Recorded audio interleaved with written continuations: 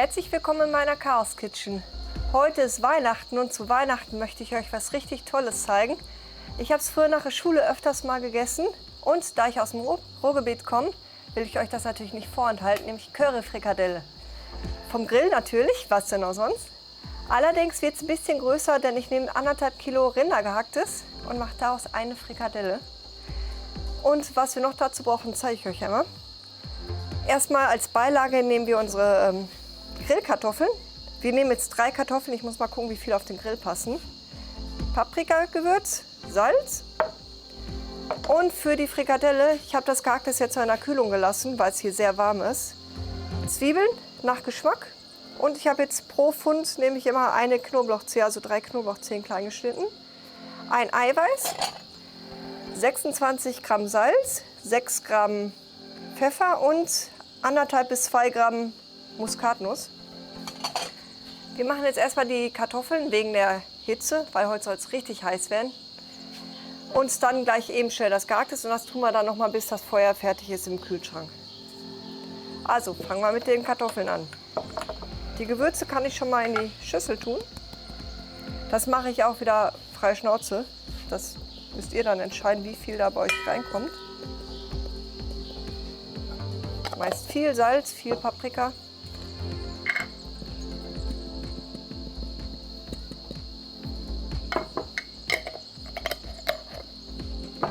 Einmal kurz verrühren.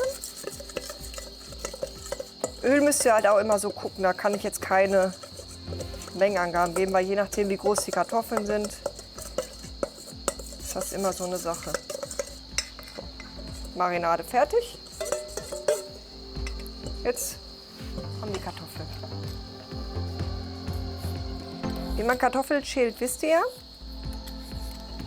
Ich mache das einmal ganz schnell. Ihr braucht natürlich jetzt auch nicht alle sehen. Ach ja, genau, was ich vergessen habe. Ich vergesse ja immer was. Die Currysoße, die habe ich schon vorbereitet. Dann kann die noch mal ein bisschen durchziehen. Ihr könnt die aber auch trotzdem sofort auf dem Feuer machen. Aber da habe ich euch ja eh schon mal ein Video zu gemacht. Das will ich euch jetzt hier in dem Video nicht auch noch mal zumuten. Deswegen guckt euch einfach das Video an. Ich verlinke euch das noch mal. So, jetzt einfach dicke Scheiben schneiden. Und die können wir dann jetzt gleich schon marinieren. Mehr Arbeit ist das eigentlich nicht. Braucht doch keine Pommes oder irgendwie sowas. Gibt es hier eh nicht unbedingt. In der Marinade verrühren. Und das mache ich jetzt auch noch mit den anderen Kartoffeln.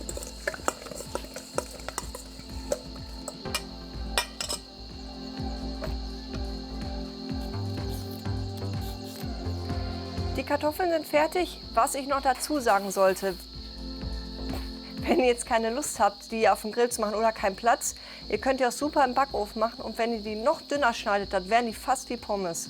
Ach, wie Chips, nicht wie Pommes. Mein Mann hat sehr gut gefallen letztes Mal aus dem Backofen. Aber weiter im Thema, die Frikadelle, das sind die 1,5 Kilo Gehacktes. Da kommen jetzt eigentlich nur die Zutaten rein. Das Eiweiß, dann die Zwiebeln und Knoblauch. Ne? Ich hatte die Zwiebeln eingefroren, deswegen sehen die ein bisschen anders aus. Aber ist nicht schlimm. Und Salz, Pfeffer und Muskat kommen auch dazu. Und jetzt, wie eigentlich immer, rühren oder verkneten, bis sich Fäden bilden. Ihr könnt das auch mit der Küchenmaschine machen. Geht auch sehr gut. Was halt sein muss, genau, das Gehacktes muss kühl sein. Also am besten direkt aus der Kühlung oder aus dem Kühlschrank nutzen. Dann kann sich das alles auch viel besser binden.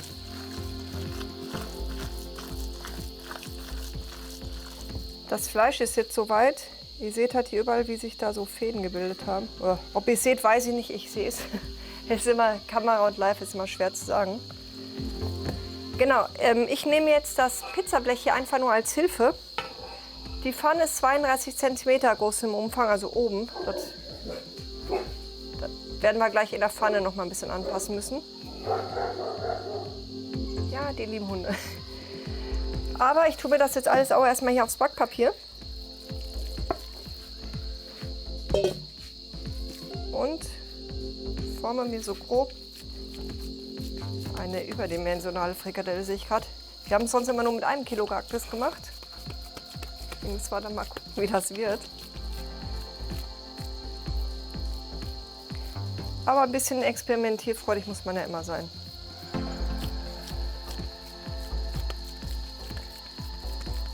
Gut ist, wenn die Form zu groß ist, ist das nicht schlimm. Man kann das in der Pfanne nachher noch mal formen.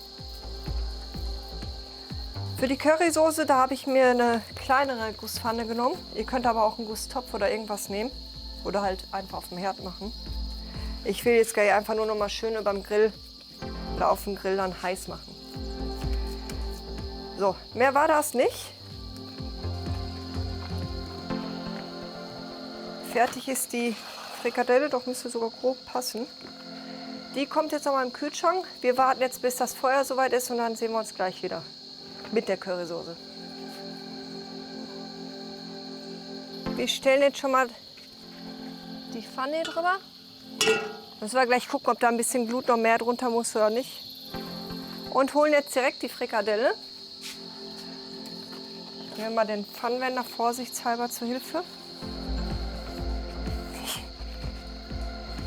Jetzt muss ich nämlich gucken, wie ich das mache. Mit 1 Kilo ging das leichter.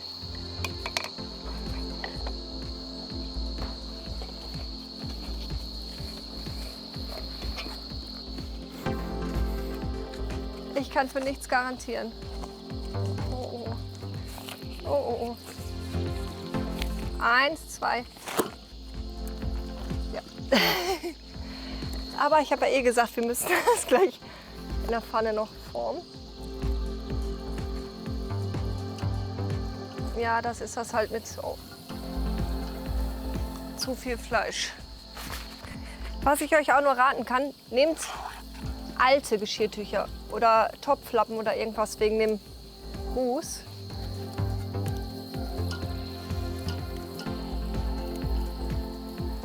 Aber jetzt guckt doch mal, als wenn das so sein sollte. Sieht doch perfekt aus. Als nächstes kommt die Currysoße, damit ich sehe, wie viel Platz ich habe. Und jetzt kommen die Kartoffeln drauf. Die mache ich lieber von Hand. Also ungefähr alles zeitgleich.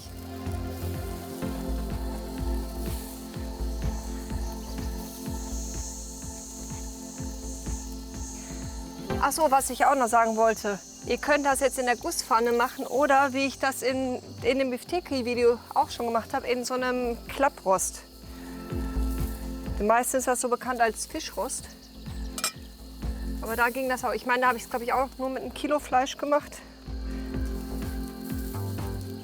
Oder wird es halt nicht rund, sondern oval. Aber so für Partys finde ich das eine echt coole Idee, so Riesenportionen zu machen. Und ja nachher zuzuschneiden.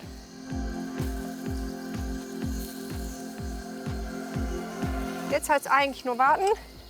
Wenn ihr seht, dass das Braune rumkommt quasi, dann wartet also ein paar Minuten und dann könnt ihr die Frikadelle drehen. Die alle passen nicht auf einmal, da werden wir die restlichen nachher noch machen müssen. Aber ist ja nicht schlimm. Deswegen auch den Tipp mit dem Backofen. Wir versuchen die jetzt mal zu drehen. Oh, ich wusste es.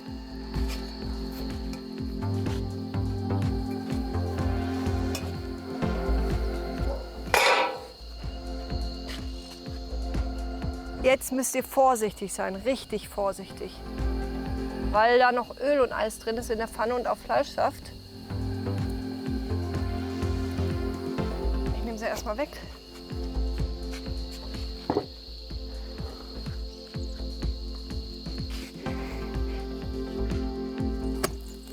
Ja. So. Gedreht ist sie schon mal.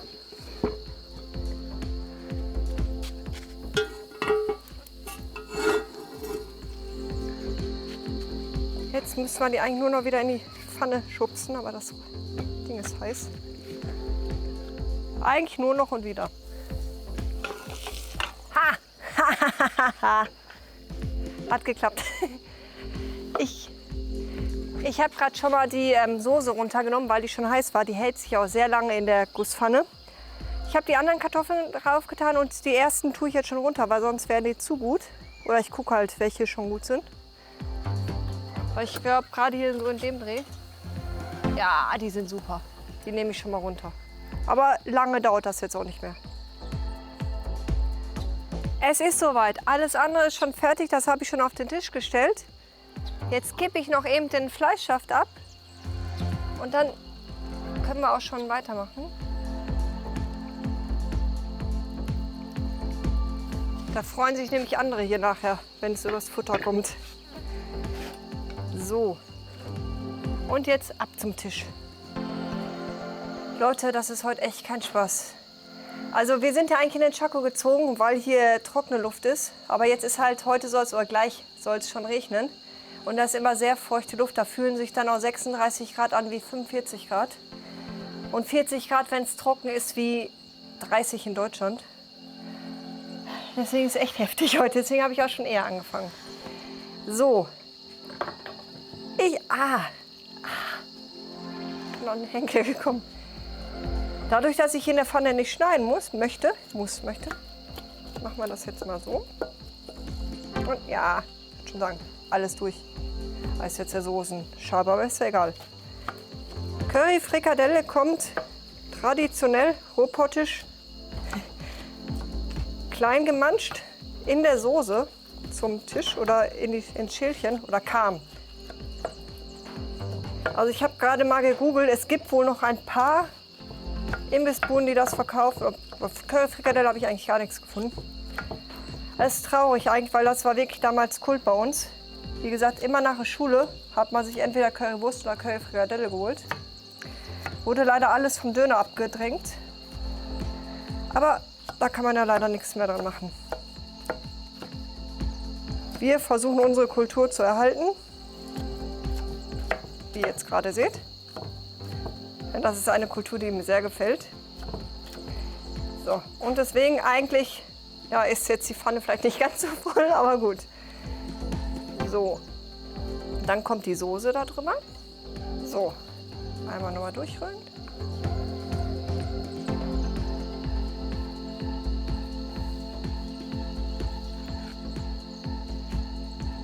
Und die Soße da drüber.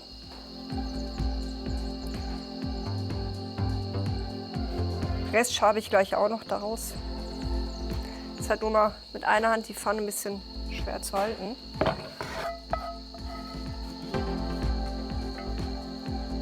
Und vermischen. Ich vermische das jetzt mal nicht ganz so doll, weil sonst haben wir nachher richtig Matsch drin. Aber dass ihr das seht halt, wie es eigentlich sein soll. Leider ist die Pfanne, wie gesagt, ein bisschen zu voll geworden. Aber ist ja auch nicht schlimm. Wir haben auch viel Hunger. Nein, für uns beide reicht das schon für vielleicht 2 Tage. Und jetzt kommt das natürlich für mich das Beste, das Probieren. Erstmal Kartoffeln mit Soße. Guck mal, wie ich auch gehe. Nur die Hitze. Richtig geil. Ich liebe es einfach. Und jetzt kommen wir zum Besten. Die muss ich auf jeden Fall gleich weiter essen. Die Curry-Frikadellen.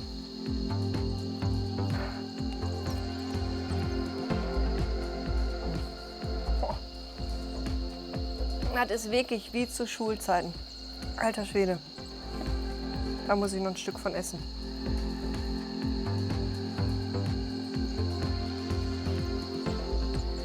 Es ist ein wirklich traditionelles Gericht, gerade bei uns im Ruhrgebiet. Ich weiß ehrlich gesagt nicht, wo es sonst noch gibt.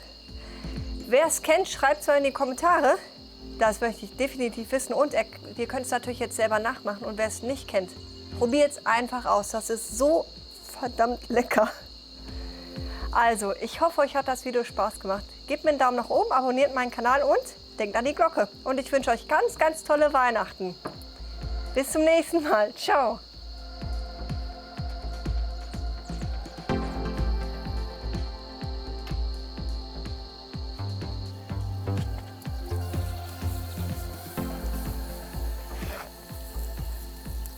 hauen wir runter.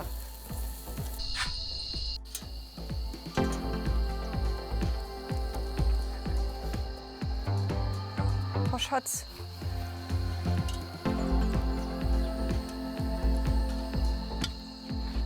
Ich hoffe, warte. Nee.